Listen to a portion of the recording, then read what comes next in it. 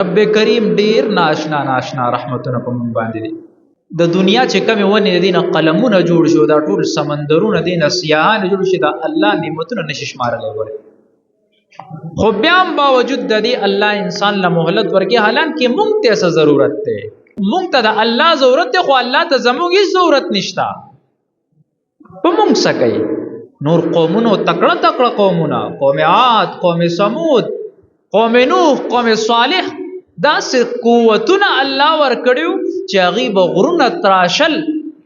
هغه خلکو چې کله د الله ونه منله، هغوی په خپل قوت او په وجود نازېده، الله پې داسې هوا راوسته چې هغه وجودونو سره اوچت کو، یو بل سره به داسې لګېده، هغوی به تسار به یې کول داسې. خو بیا هم الله زمونږ په ګناهونو باندې نه موږ په هغه وخت وسوځولو، نه را باندې چېرته اور را نازل کو.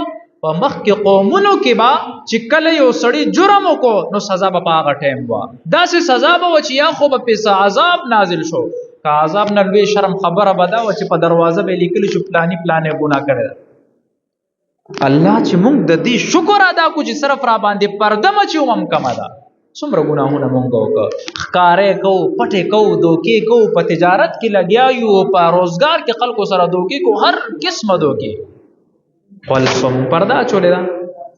دکه یو موقع ده ګورئ، بیا په زندګۍ کې پته نشته چې بل رمضان مبارک مونږ ته نصیب کېږي که نه نصیب کېږي، نو الله طرف ته توجه کول پکار ده او الله نه معافي غوښتل پکار دی چې الله ډېر زیات عاجزه یم، ډیر زیات ګناهګار یم. خپل عاجزي چې څومره الله ته ښکاره کې، من تواضع لله رفعه الله. رسول الله مبارک وی کم سړي چې ځان ښکته کو الله وی زه اوچت کم. نو چې الله ته ځان ښکته کړي نو الله تبارک وتعالی به موږ تاسو ټول اوچت کړي.